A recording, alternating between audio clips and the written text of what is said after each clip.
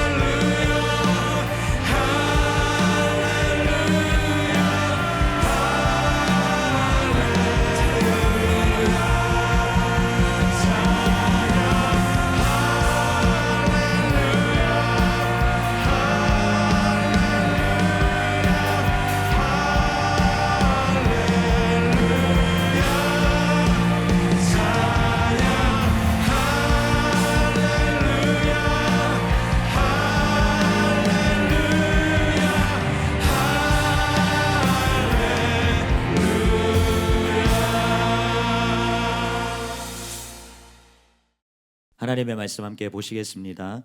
오늘 우리에게 주시는 하나님의 말씀은 로마서 6장 17절과 18절 말씀입니다. 로마서 6장 17절에서 18절 말씀을 함께 봉독하겠습니다. 하나님께 감사하리로다. 너희가 본래 죄의 종이더니 너에게 전하여 준 바 교훈의 본을 마음으로 순종하여 죄로부터 해방되어 의에게 종이 되었느니라. 아멘. 이제 담임 목사님께서 나오셔서 마음으로 믿을 뿐 아니라 마음으로 순종해야 참 믿음이다, 이런 제목으로 하나님의 말씀 선포해 주시겠습니다. 지금 여러분들하고 나누고 있는 이 시리즈 설교의 제목이 뭔지 아세요? 이 시리즈 설교의 원래 제목은 개신교의 아킬레스건이 된 칭의의 교리 바로 알기입니다. 개신교의 아킬레스건이 된 칭의의 교리 바로 알기. 이 구교하고 신교하고 나누는 가장 중요한 게 칭의의 교리잖아요. 구교는 약간 행위구원 쪽으로 이렇게 치우쳤고 성자들도 막 숭배하고 그러는데 면죄부까지도 부패했을 때는 주고 그랬는데 이 칭의의 교리가 개신교의 강점이기도 하면서 이 칭의의 교리가 개신교의 아킬레스건이 됐어요. 이 약점이 돼버렸어요. 그래서 이 칭의의 교리를 제대로 알지 못해서 개신교가 타락했어요. 구교만 타락한 게 아니고 개신교도 지금 전반적으로 타락했어요. 좋은 목사님들, 좋은 신자들은 어디나 다 있죠. 불가시적인 교회가, 주님의 참된 교회가 없어지거나 실패하지는 않습니다. 그러나 이 제도적인 개신교회는 카톨릭 정도는 아니지만 부패했어요. 타락했어요. 그래서 우리 교회만 부흥하는 게 아니라 개신교를 바꿔야 된다. 개신교를 개혁해야 된다. 그래야 수많은 영혼들을 구원할 수 있다. 교회에 이제 천국 가는 그 프로테이지를 높이고 수많은 사람들을 구원할 수가 있다. 그래서 여러분 우리가 이 교회 개혁을 위해서 하고 있는 설교들이 우리 교회에 굉장히 많은데 그 대표적인 설교 중에 하나가 지금 여러분과 나누고 있는 거예요. 개신교의 아킬레스건이 된 칭의의 교리 바로 알기. 칭의의 교리를 어떻게 바르게 아느냐. 디모데후서 3장 16절 이하에 보면 성경에 대해서 사도 바울이 구원에 이르는 지혜를 읽게 하느니라. 성경을 읽을 때 구원론에 초점을 맞춰야 돼. 성경이 가르쳐주는 제일 중요한 것은 구원론이. 믿습니까? 성경만이 가르쳐줄 수 있는 게 구원론이고 성경만이 줄 수 있는 게 구원이고 기독교만이 줄 수 있는 게 구원이고 그래서 반드시 예수 믿어야 되는 거예요. 믿습니까? 종교가 다 같은 게 아니죠. 그게 이제 그 성경이 구약 성경이거든요. 바울이 성경이라고 말했을 때는 구약 성경을 말하는 거예요. 근데 구약 성경이 구원에 이르는 지혜를 준다. 그럼 구약 성경이 전체적으로 구원에 이르는 지혜를 주는데 칭의의 교리를 구원론을 가르쳐 주는데 구약 성경에서 이 칭의의 교리의 대표적인 근거 구절이 뭐냐? 바울은 왜 갑자기 율법의 행위가 아니라 믿음으로 의롭다함을 받는다고 그렇게 강조하고 유대교하고 마찰을 일으킨 것인가? 그리고 개신교가 생겨난 것인가? 여러분 이 구약의 칭의에 대한 대표적인 근거 구절이 두 가지라는 거예요. 하나는 창세기 15장 6절이에요. 아브라함이 믿으니 하나님이 그것을 의로 여기셨다. 이것입니다. 근데 이게 신약 성경에서 3번 인용이 됐고 그 신약 저자들은 그러면 이 구절을 어떤 의미로 이해하고 이렇게 인용하면서 설명을 했을까? 그것을 통해서 창세기 15장 6절에 나타나 있는 이 칭의의 교리라는 게 진짜 어떤 것인지 그걸 우리가 철두철미하게 뿌리로부터 근본적으로 살펴보고 있는 거예요. 그래서 세 구절 중에서 인용한 세 구절 중에서 마지막 구절이 야고보서 2장에 나오는 겁니다. 야고보서 2장 23절에 나오는데 그래서 우리가 야고보서 2장 21절이야 25절을 집중 연구를 하고 넓게는 14절에서 26절까지 그 단락 전체를 우리가 지금 연구하고 있는 중입니다. 그리고 이제 오늘이 그 마지막 시간이에요. 야고보의 마지막 시간일 뿐만이 아니라 이 창세기 15장 6절을 통해서 칭의의 교리를 우리가 파헤치고 분별하고 설명하고 정립하는 그 마지막 시간이에요. 그래서 전에 우리가 몇 차례 설교를 통해 가지고 야고보서 2장 21절이야 25절이 과연 어떤 뜻인지 거기가 굉장히 난해군데 그게 어떤 뜻인지를 정확하게 설명해 드리면서 이게 이미나 아직이 아니라 현재 칭의에 대한 말씀이다. 그 생전 처음 듣는 얘기를 여러분들에게 했잖아요.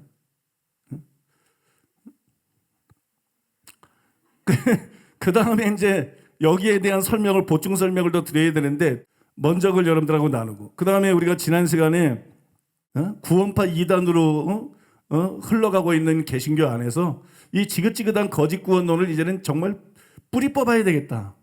그래서 이 믿음이라는 것은 행함을 낳을 뿐만이 아니라 믿음은 믿는 첫 순간부터 행함과 불가분리다. 즉 믿음이 행함을 낳기 전에 첫 믿는 순간부터 믿음이 행함을 잉태하고 있었다. 임신 중이었다. 그거를 여러분들에게 세 가지로 설명해 드렸는데 그게 또 남았죠. 그게 오늘 본문으로 읽은 거예요. 그거를 이제 또 건너뛰어서 설명하고 그렇게 하면 창세기 15장 6절에서 성경이 말하고 있는 칭의의 교리는 과연 어떤 것인가? 과연 오직 믿음인가? 정말 믿음으로 의롭다는 게 어떤 뜻인가? 우리에게 뭘 요구하는 것인가? 그걸 우리가 오늘 말씀을 통해서 확실히 정립하게 될 줄로 믿습니다. 자, 그럼 오늘은 야고보서 2장 21절에 25절에 나오는 이 의롭다 하심이라는 말이 나오는데 이게 처음 예수 믿고 의롭다 하심을 받는 건데 야고보가 갑자기 행함을 강조하면서 야고보서 2장에서 왜 의롭다 하시라는 말을 쓰는가? 이게 굉장히 어려운 거고 이 난제잖아요. 근데 이게 우리가 문맥을 통해서 풀었는데 문맥을 통해서 보면 여기 나오는 의롭다함은 절대로 이미나 아직의 칭의가 아니에요. 그러면 언제 칭의냐? 둘 사이의 현재의 칭의. 둘 사이의 현재의 칭의. 그러니까 처음에만 하나님이 의롭다 하는 게 아니고 마지막 때만 의롭다 하는 게 아니고 그 사이에 신앙생활 할 때에도 하나님이 의롭다 하는 사람이 있는가 하면 하나님이 의롭다고 여기지 않는 사람이 있는 거예요. 그때 꼭 의롭다함을 다시 받는다는 게 아니고 그때 어떤 사람을 하나님이 의롭다 하시나 이해되십니까? 그 어떤 사람이 진짜 참된 믿음을 갖고 있는 것인가? 그거를 여러분 이런 현재 칭의의 용어를 통해서 설명을 한 것이에요. 자, 그래서 이 둘 사이의 이미나 아직의 칭의가 아니라 둘 사이의 현재의 칭의인데요. 근데 이게 초유의 개념이잖아요. 이미나 아직은 몰라도 뭐 둘 사이의 현재의 칭의? 이게 여러분 초유의 개념이기 때문에 여러분들의 설명을 다 들었어요. 그거 다 맞는 말이기 때문에 동의를 다 했어요. 근데도 의구심이 생긴다. 너무 처음 듣는 얘기고 새로운 얘기라서 현재의 칭의라는 게 있나? 이게 정말 현재의 칭의를 말하는 것인가? 의구심이 생겨. 그래서 이제 다시 연구를 하기 시작했는데요. 성경에서 의롭다 하심은 대부분 임의의 칭의를 뜻합니다. 그러니까 임의의 칭의, 처음 믿을 때 받는 칭의. 성경에서 의롭다 하면 대부분 임의의 칭의를 뜻하는데 그러면 여러분 이 칭의라는 단어가 나오면 임의의 칭의를 가리킬 가능성이 제일 높죠. 대부분은 그거를 가리키는 거예요. 그런데 야고보서 2장 21절에 25절은 그렇지가 않습니다. 이건 절대 임의의 칭의가 아니에요. 처음 믿을 때 받는 칭의가 아니에요. 왜 그러냐? 임의의 칭의의 조건은 믿음이에요. 믿음으로만 의롭다함을 받는 거예요. 믿음 외에 다른 게 요구되는 게 아니에요. 믿음으로 의롭다함 받는 거예요. 근데 여러분 야고보서 2장에서는 믿음과 행함이 조건이었어요. 단순히 믿음이 조건이 아니라 믿음과 행함으로 의롭다함을 받는다 이렇게 말했잖아요. 그죠? 그러니까 이거는 임의의 칭의일 수가 없어요. 그러니까 여기 나오는 의롭다함은 우리가 처음 믿을 때 받는 임의의 칭의에 대한 것이 아니죠. 물론 여러분 임의의 칭의에 요구되는 믿음도 마음으로 순종하는 것을 포함을 합니다. 믿음으로만 의롭다함 받는데 이게 행함과 무관한 게 아니에요. 그 안에는 반드시 마음으로 순종하는 게 있어야 돼요. 근데 문제는 뭐냐? 야고보서 2장에 행함이라는 단어가 계속 나오는데 여러분 뭐 행함 그러니까 그냥 뭐 행함이지 순종이지 그게 아니야. 야고보서 2장 14절에서 26절까지는 여러분들이 주도 면밀하게 집중해서 계속 읽어보면 뭐가 나오냐 그러면 여기 나오는 행함에 마음의 행함이 없어. 한 번도 마음으로 순종하는 뜻으로 사용된 것이 없어. 야고보서 2장에 나오는 행함은 전부 몸으로 행하는 행함이에요. 실제로 실천하는 거. 야고보서 2장에 나오는 행함은 순종은 전부 몸의 순종이지 마음의 순종이 아닙니다. 그러면 여러분 야고보가 말한 칭의는 결코 임의의 칭의가 아니라는 거예요. 이거는 마음으로 믿고 마음으로 순종하는 게 아니라 몸으로 순종하는 자들에게 주어지는 칭의를 말하고 있기 때문에 그거는 믿고 난 후에 일어나는 일이기 때문에 처음 믿을 때 받는 칭의를 쓴 것이 절대로 아니다. 믿습니까? 또한 이 구절 야고보서에 나오는 이 의롭다 하심은 아직의 칭의도 아니에요. 아직의 칭의일 수가 없어요. 왜냐하면 아직의 칭의는 이단락의 전체 문맥하고 모순입니다. 또 아직의 칭의는 죽은 후에 받는 거예요. 심판날. 그죠? 죽은 후에 받는 것인데 21절이나 25절의 칭의는 생전에 받은 거예요. 아브라함이나 라합이 살아있을 때 받은 거예요. 게다가 여러분 아직의 칭의는 이 아직의 칭의의 직접적인 표현은 칭의를 가장 많이 다룬 사람이 누구냐? 이신치기를 제일 심주어 강조한 사람이 누구냐? 그게 여러분 사도 바울이에요. 근데 사도 바울도 한 번밖에 사용을 안 했어.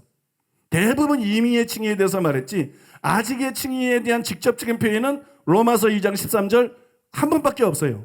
그런데 야고보가 이렇게 여러 번 반복해서 아직의 칭의에 대한 표현을 사용했겠느냐? 그럴 가능성이 없다는 거예요. 무엇보다도 21절과 25절에 나오는 의롭다 하시면 디카이오라 그러는데 과거형이에요. 아브라함도 라합도 과거의 사람이고 과거에 일어난 일이니까 그러니까 여러분 과거형을 사는 게 당연하죠. 그러나 여러분 그 사이 24절에 있는 의롭다 하시면 역시 디카이오라는 단어인데 현재형이에요. 만약 여기서 말하는 칭의가 아직의 칭의를 뜻한다면, 심판날 받을 칭의를 뜻한다면 이게 현재형이면 안 되죠. 이게 미래형이어야 되지. 그죠? 근데 24절에 나오는 칭의는 현재형이 되는 거예요. 여러분, 이게 중요하기 때문에 좀 더 자세히 설명해 드리면, 아브라함과 라합은 과거의 인물이에요. 그래서 21절과 25절에 의롭다 하시면 과거 시입니다. 그건 정당한 것이에요. 그런데 야고보가 아브라함과 라합이라는 이 두 사람의 예를 통해서 설명하려고 한 게 뭐냐? 설명을 한 게 뭐냐? 그게 24절이 나오죠. 야고보서 2장 24절. 이로 보건대 사람이 행함으로 의롭다 하심을 받고 믿음으로만은 아니니라. 자, 이러보건대 그랬으니까 아브라함의 예를 통해서, 나중에는 라합의 예를 통해서 이거 설명하려고 그런 거예요. 너희들 믿음으로 의롭다 안 받는다고 알고 있지? 그럼 처음에는 믿음으로 안 받아. 그러나 그 뒤에 현재는 하나님이 어떤 사람을 의롭다고 하실까? 단순히 믿고 신앙 고백한다고 의롭다 하실까? 그게 아니라는 거예요. 믿음은 순종을 낳게 되어 있기 때문에 믿음과 행함으로 의롭다 안 받고 믿음으로만 아니라는 거예요. 행함과 믿음으로 의롭다 안 받는 거예요. 바로 이거를 지금 강조하고 설명하기 위해서 아브라함을 예로 든 거예요. 또 라합도 예로 들고 있는 거예요. 그런데 이 구절에 의롭다 하시면 현재형이라는 거예요. 이게 과거형이 아니라 현재형. 이게 굉장히 중요한 거예요. 왜냐하면 야고보가 아브라함과 라합의 예를 통해서 미래의 칭의를 설명하라고 한 것이 아니라 현재의 칭의를 설명하라고 했구나. 현재 하나님이 어떤 사람을 의롭다 하시나, 그죠? 현재의 칭의를 설명하라고 했거나 그걸 보여주는 거거든요. 이거 굉장히 결정적인 증거거든. 그러니까 여러분, 야고보서 2장에 나오는 의롭다 하시면 어떤 의롭다 하심이 되는 거예요? 이미의 칭의도 아니고 아직의 칭의도 아니고 제가 설명해 드린 대로 그 사이에 현재의 칭의가 맞다는 얘기가 되는 거죠. 현재의 칭의가 맞는 거죠. 물론 이 헬라어의 시제는 절대적이지 않습니다. 문맥에 의해서 좌우가 돼요. 그러나 이단락 전체 문맥이 현재예요. 헬라어 시제가 현재라고 꼭 현재가 아니에요. 미래라고 꼭 미래가 아니에요. 이게 문맥에 의해서도 결정이 되는데, 근데 여기서는 시제만 현재가 아니라, 헬라어의 시제만 현재가 아니라 이 단락의 문맥이 현재라는 거예요. 과거의 사람들인 아브라함과 라합을 예로 든 21절과 25절만 과거입니다. 그 외에는 2장 14절이 보여주는 것처럼 전체적으로 이게 현재예요. 시제가 현재예요. 그러므로 이 구절들의 의롭다 하심은 결코 미래의 의롭다 하심이 아니다. 아직의 의롭다 하심이 아니라는 것이에요. 이상 여러분들에게 설명해 드린 것처럼 야고보가 말한 칭의는 이미나 아직의 칭의가 아니에요. 그러므로 현재의 칭의일 수밖에 없죠. 분명히 의롭다 하심이라는 말이 나오는데 이미의 칭의가 아니야. 100%야. 아직의 칭의도 아니야. 그것도 100%야. 100% 증명해 드렸어요. 다르게 생각할 수가 없어. 그럼 이 칭의는 뭔가? 현재의 칭의죠. 믿는 자들 중에서 하나님이 현재 누구를 의롭다 하시나, 누구의 믿음을 의로 여기시나, 그거 쓴 거 아닙니까, 여러분? 시제도 그렇고 당연히 그걸 쓴 거죠. 그러니까는 제가 여러분들에게 설명해 드리는 설명이 굉장히 생소하기는 하지만 그게 맞는 것이라는 거예요. 그런데 체크해야 될 것이 하나 더 있습니다. 그것은 이 의롭다 하심이라는 단어가 칭의뿐만 아니라 도덕적인 의를 인정하는 뜻으로도 성경에서 사용이 된다는 거예요. 여기서도 칭의가 아니라 그런 뜻으로 사용한 거 아닐까? 창세기 22장에서 제단에 드릴 때 이제야 내가 나를 경외하는 줄 아노라 인정한 것처럼 그의 도덕적인 의를 인정하는 것으로 여기서 의롭다 함이라는 말을 그렇게 사용한 거 아닐까? 그럴 가능성도 있지요. 그럴 가능성도 있는데, 근데 여기서 그런 뜻으로 사용한 것이 아니에요. 여기서 그런 뜻으로 사용한 것이 아니에요. 그것을 제가 피터 데이비스의 견해를 다룰 때 이미 여러분들에게 설명해 드렸어요.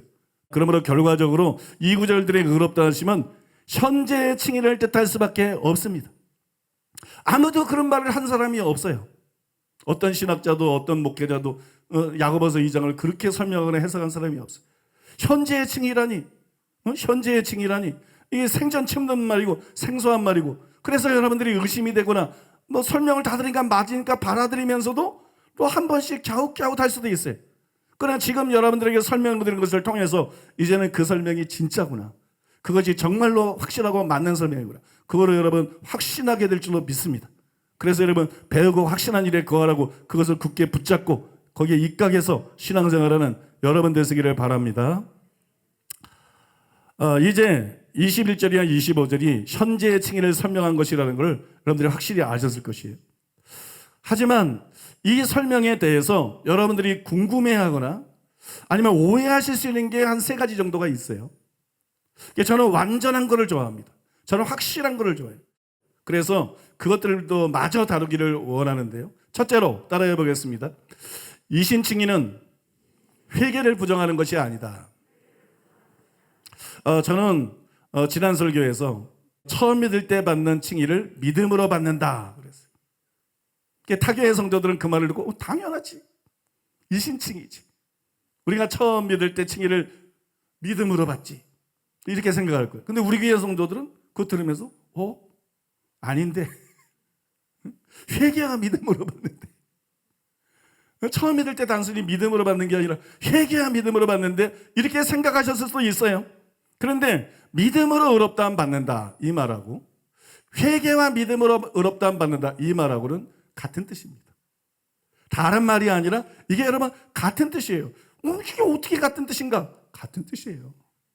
그게 여러분 같은 뜻이에요. 그 증거로 믿음으로 의롭다함 받는다는 말이 어디에 나오느냐? 바울 서신에 주로 많이 나오는데 가장 대표적인 것은 로마서 4장이죠.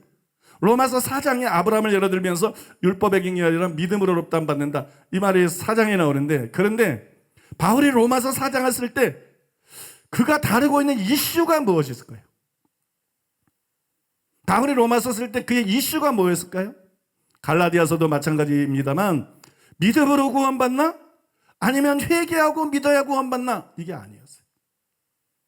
믿음으로 구원받나? 아니면 회개하고 믿어야 구원받나? 이건 관심사도 아니고 이건 이슈가 아니었어요. 주제가 아니었어요. 회개의 필요성은 예수님이 직접 말씀했어요. 마가복음 1장 15절. 초대교회의 기본 교리였어요. 초대 기독교의 교리. 히브리서 6장 1절. 그 다음에 위대한 사도 바울도 그거를 인정했어요. 사도행전 20장 21절. 뿐만 아니라 심지어 사도 바울은 이렇게 말했어요. 사도행전 17장 31절에 보니까는 이제는 어디든지 사람에게 다 명하사 회개하라 하셨으니 이게 바울이 한 말이야. 놀랍게도. 이제는 어디든지 이 신약 시대에는 어디든지 어느 나라든지 사람을 다 흑인이든 황인이든 백인이든 모든 사람들이 다 명하사 회개하라 하셨다. 믿기만 하면 된다고 바울이 생각했나요? 전혀 아니라는 거예요. 모두가 회개해야 된다. 이제는. 이게 바울의 말이에요. 그 다음에 사도행전 26장 19절에 20절에 보면 이렇게 말해서 이게 참 중요한데 그러므로 하늘에서 보이신 것을 내가 거스리지 아니하고 먼저 다메섹과 예루살렘에 있는 사람과 유대 온 땅과 이방인에게까지 회개하고 하나님께로 돌아와서 회개에 합당한 일을 행하라 전함으로 이렇게 나와 있어요. 여러분 바울이 다메섹에서 회심했잖아요. 회심하자마자 그 다음에 예루살렘으로 갔어요. 그 다음에 유대 온 땅을 돌아다니고 그 다음에 이제 이방인에게 3차 전도 활동에서 이방인에게 갔어요. 그래서 바울이 뭐라느냐?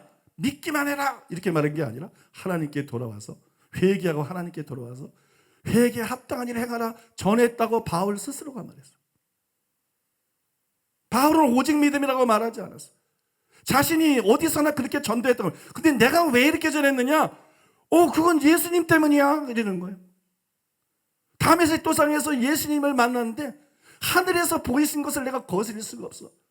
내가 너를 택한 것은 너를 보내서 사람들의 눈을 뜨게 하고 어두움에서 빛으로 사단의 권세에서 하나님께로 돌아오게 하고 나를 믿어 거룩이 된 무리 가운데 기업을 얻게 하리라. 믿는 거는 한참 뒤에 나와. 눈을 열어야 된다. 자기 죄를 볼 수 있도록 자기 죄를 깨달을 수 있도록 어두움에서 빛으로. 우리는 전에 어둠이었어. 이제는 주 안에서 빛이라. 불신자 과거의 삶 그대로 살면 안 된다는 거예요. 그거 회개해야 된다는 거야.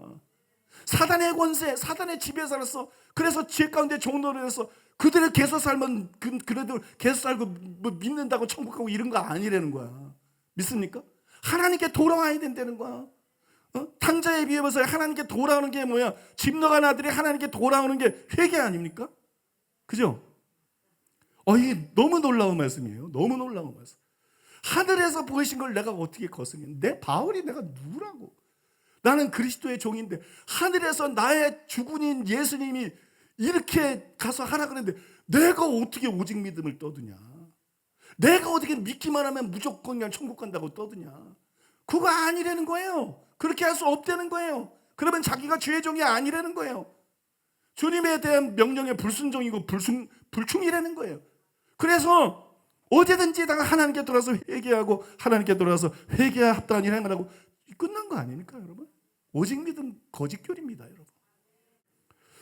또한 여러분, 당신의 복음은 바울의 복음인가 시리즈 설교를 할 때 제가 확증해 드린 것처럼 로마서 2장도 회개를 강조한 회개장이잖아요. 그죠? 그러니까는 베드로뿐만이 아니라 바울도 회개가 꼭 필요하다는 걸 알고 있었어요. 그러므로 회개하고 믿어야 의롭다 안 받나? 믿기만 하면 의롭다 안 받나? 이건 관심사가 아니야, 바울의. 이건 이슈도 아니야. 바울의 독자들도 이건 관심사, 그건 다 아는 거야. 회개하고 믿어야 된다는 걸. 믿습니까? 그게 교리였으니까. 그게 이슈가 아니었어요. 그럼 초대교회의 이슈는 뭐였느냐? 초대교회는 회개가 아니라 율법주의 이단 때문에 아주 골머리를 앓은 거예요. 그래서 율법의 행위로 의롭다함을 받느냐, 아니면 믿음으로 의롭다함을 받느냐, 이게 이슈였다는 말이에요. 바울이 로마서와 갈라디아서에서 율법 행위가 아니라 믿음으로 의롭다함을 받는다고 거듭 말하고 강조한 이유가 바로 이것 때문이에요. 그러므로 바울이 주장한 믿음은 회개를 배제한 믿음이 아닙니다. 이해되십니까? 바울이 주장한 믿음은 회개를 배제한 믿음이 아니고 우리가 믿을 때 가져야 될 것 중에서 대표로 믿음에 대해서 말한 것뿐이에요. 지금 논쟁이 그게 아닌데 회개도 말하고 제자가 지불해야 될 대가도 말하고 다른 거 말할 시간이 없거든. 그러니까 대표로 그냥 믿음을 얘기한 것뿐이에요. 그러니까 그거는 회개를 배제한 믿음이 아니고 바울이 말한 믿음은 사실상은 회개를 포함하고 있는 믿음입니다. 여러분, 바울이 말한 믿음은 회개를 포함한 믿음입니다. 회개를 배제한 믿음이 아니고 회개를 포함한 믿음인 걸 여러분 깨닫고 믿으시기를 바랍니다. 제가 이걸 조금 다르게 설명해 보겠습니다.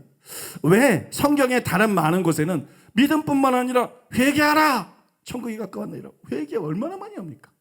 그죠? 다 지금 설명할 수가 없어. 회개하라는 말씀이 엄청 많아. 성경의 다른 곳에 보면 예수님을 믿고 따른다고 다 진짜 제자가 지불해야 될 대가를 지불해야 된다. 이렇게 구원에 관한 조건들을 다루고 있는 여러 가지 조건들을 다루고 있는 말씀들이 여기저기 굉장히 많이 나옵니다. 왜 이 로마서 4장이나 갈라디아서 2장이나 3장 뭐 이런 데하고 다르게 왜 성경의 다른 곳에서는 믿음뿐 아니라 회개나 그 외의 구원의 조건들이 이렇게 나오는 것일까요? 이게 왜 그런 것일까요? 문자적으로 보면 모순처럼 보이는데 이게 모순이 아니에요. 그것은 왜냐하면 그것들이 주로 우리가 예수님을 믿을 때 참 믿음을 가지려면 어떻게 믿어야 되느냐, 그걸 다루고 있는 거야. 다른 걸 다루고 있는 거야. 로마서 4장하고 다른 거. 로마서 4장은 우리가 어떻게 의롭다함을 받느냐, 이걸 다루는 거야. 율법의 행위냐 믿음이냐, 그걸 다루는 거야. 성경의 다른 곳에는 우리가 예수님을 믿음으로 의롭다함 받는데 믿어야 되는데, 근데 내 믿음이 참 믿으려면 어떻게 해야 되느냐, 내가 참 신자가 되려면 어떻게 해야 되느냐. 여러분 이해가 되십니까? 관점이 다른 거예요. 내가 진짜 신자가 되려면 어떻게 해야 되나, 그거를 다룰 때 회개를 얘기하는 거예요.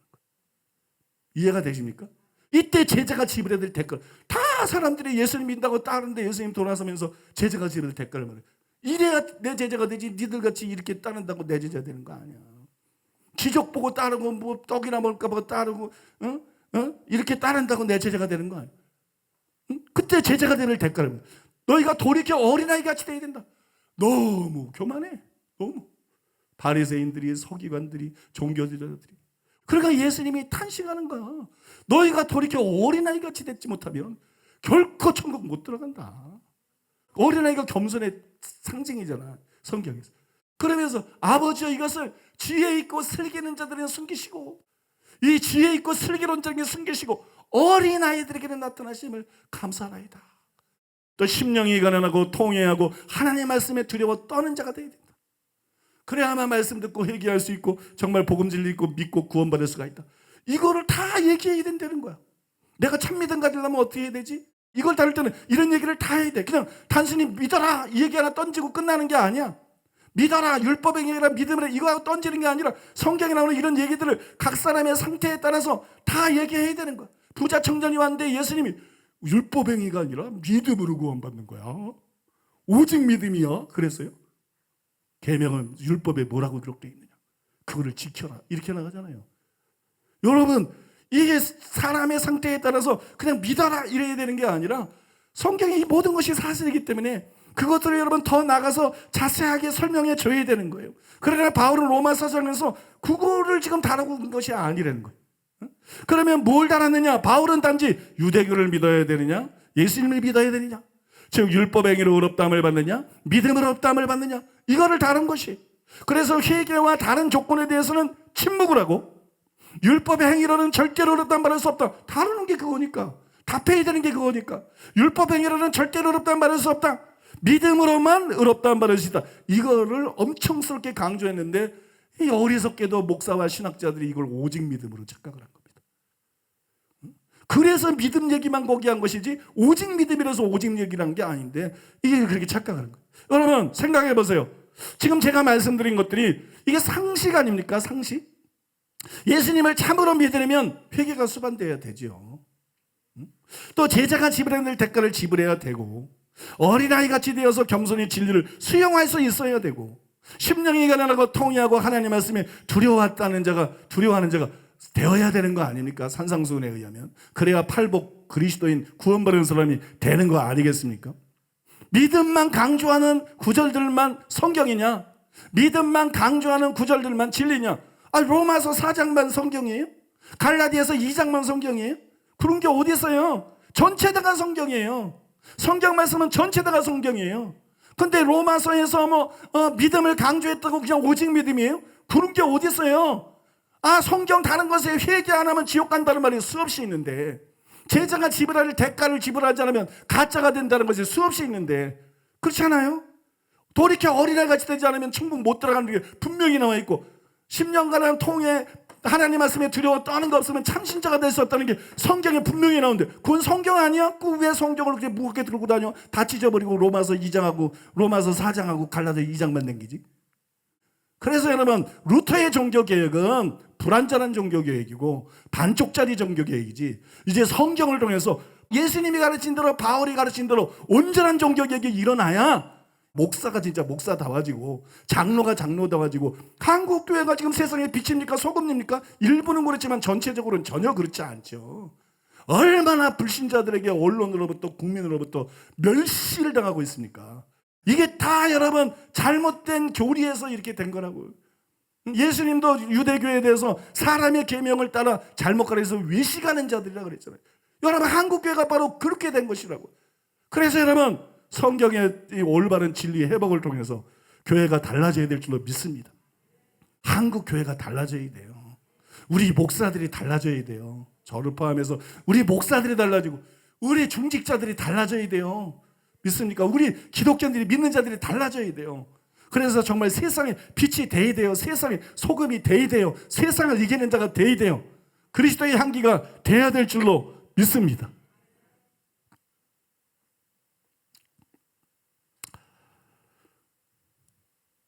그러니까 다시 말하지만 지금 주제가 유대교를 믿을 것이냐 예수를 믿을 것이냐 이것이기 때문에 율법 행위로 의롭다함 받을 수 없다. 믿음으로만 의롭다함 받을 수 있다. 이렇게 말한 것이지 회개를 배제한 것도 아니고 제자가 지불한 대가를 배제한 것도 아니고 어린아이가 될 필요가 없다는 것도 아니고 믿습니까? 그러니까 여러분 바울이 믿음이라는 말을 사용했을 때는 이게 다 포함된 거예요. 그 안에 우리는 믿어야 돼. 율법에게로 구원받으려고 유대교 신앙을 갖지 말고 우리는 예수님 복음을 믿고 예수님을 믿는 기독교 신앙을 가져야 돼. 근데 내가 믿으려니 어떻게 해야 되지? 당연히 회개해야지. 내가 믿으려니 어떻게 하지? 당연히 제가 지불할 때 대가를 지불해야지. 당연히 어린아이처럼 돼야지. 교만을 회개해버리고 당연히 마음이 가난하고 통회하고 하나님 말씀에 두려워 떠는 자가 돼요. 내가 진짜 믿을 수 있는 거지. 내가 진짜 믿을 수 있고 내가 진짜 신자가 될 수 있고 내가 진짜 의롭다 받을 수 있고 내가 진짜 천국 갈 수 있는 것이지. 그래서 여러분 믿음으로 의롭다함을 받는다는 말하고 우리 교회에서 주장하는 회개와 믿음으로 의롭다함 받는 말이 다른 말 같지만 성경을 이해하고 보면 같은 말이다. 이해되시죠 여러분? 속이 후련하죠? 그러니까 여러분 자꾸 딴소리 하지 말고 회개해야 돼. 나는 믿는데 신앙 고백 그런 소리 하지 마라. 회개 안 하고 뭘 믿는다는 거야. 회개 안 하고 무슨 신앙 고백이야. 회개 안 하고 무슨 의롭다함을 받았다는 거야. 회개 안 하고 무슨 천국을 간다는 거야. 믿습니까? 아무도 멸망치 않고 다 회개하기를 이르시기를 원하시느니라. 믿습니까? 그러니까 여러분들은 회개하고 참된 신자가 되고 반드시 천국 가는 복된 여러분 되시기를 바랍니다. 두 번째로 따라해 보겠습니다. 믿음과 행함에 의한 현재의 칭의는 이신칭의와 모순이 아니다. 저는 이미의 칭의를 믿음으로 받는다는 걸 100% 인정했어요. 그죠? 이미의 칭의는 믿음으로 받는다. 그러나 그 후에는 믿음과 행함을 보시고 마지막에는 그런 믿음을 지켰나를 보시고 우리를 의롭다 하신다. 그렇게 설교를 했어요. 근데 제 말을 듣고 어떤 분은 그러면 이신칭의, 즉 믿음으로 의롭다 받는 것이 아니지 않습니까? 이신칭의는 문자 그대로 믿음으로 의롭다 받는 건데 믿고 난 다음에 믿음과 행함을 본다 그러면 그죠? 그리고 그 믿음으로 사람들을 보시고 결국 의롭다 한다 그러면 이게 이신칭의가 아니지 않나요? 이런 반문을 할 수도 있습니다. 실제로 여러분 이 야고보는 21절과 25절에서 행함으로 의롭다 받는 것이 아니냐? 이신칭의가 아니라 이행칭의야. 이행칭의. 행함으로 의롭다 받은 것이 아니냐? 이렇게 물었어요. 또 그 사이 24절에서 이러보건대 사람이 행함으로 의롭다 하심을 받고 믿음으로만 아니라 라고 말했어요. 그래서 야고보가 이신칭의를 부정하는 것처럼 보여요. 또 야고보서 2장에 대한 저의 설명과 해석이 참 맞는 것 같은데 기독교의 근본적인 교리인 이신칭의를 부정하는 것처럼 보여요. 그러나 사실은 전혀 그렇지가 않습니다. 그 이유는 두 가지인데요. 첫째로 따라하겠습니다. 야고보는 처음 믿을 때 받는 칭의를 다루지 않았다. 여러분 만약 야고보가 처음 믿을 때 받는 이미의 칭의를 다뤘다면 이신칭의를 부인한 것이 됩니다. 그러나 그것을 다루지 않았어요. 야고보는 이미나 아직의 칭의가 아니라 그 사이에 현재 하나님께서 누구를 의롭다 여기시나 그걸 다뤘어요. 그러므로 21절과 25절은 처음 믿을 때 믿음으로 의롭다함을 받는다는 이신칭의와 모순이 아니죠. 기본적으로 이걸 설명해 드리고 두 번째로 따라해 보겠습니다. 야고보가 사용한 단어들의 의미가 사도 바울과 다르다. 야고보가 사용한 단어들의 의미가 사도 바울과 다르다. 바울은 율법 행위가 아니라 믿음으로 의롭다함을 받는다. 이렇게 거듭 성경에서 강조를 했습니다. 그런데 우리가 알아야 할 사실이 있는데 그것은 바울이 믿어 순종케 하나니 로마서 1장 5절 믿어 순종케 하나니를 염두에 두고 믿음이라는 단어를 사용했대요. 그러니까 바울이 말하는 믿음은 율법 행위하고는 별개의 것이지만 행함과 무관한 것이 아니라는 것이지. 바울이 말한 믿음은 반드시 행함을 낳는 믿음이라는 거죠. 그게 바울이 강조한 믿음이라는 거예요. 그런데 야고보가 말한 게 결국 뭐냐? 그걸 말한 거라는 거예요. 야고보가 소개한 아브라함과 라합의 순종은 율법 행위가 아니에요. 믿음이 낳은 순종이에요. 바울이 말한 그 믿음이 낳은 순종이에요. 히브리서 11장 17절에 보니까는 아브라함은 시험을 받을 때 믿음으로 이삭을 드렸으니 이게 야고보에서 나온 행함이잖아요. 아브라함의 순종이죠. 이삭을 드려드려. 아브라함은 시험 받을 때 믿음으로 이삭을 드렸으니 그러니까 그 행함이 믿음에서 나온 행함이지. 그죠? 믿음에서 나온 행함이죠.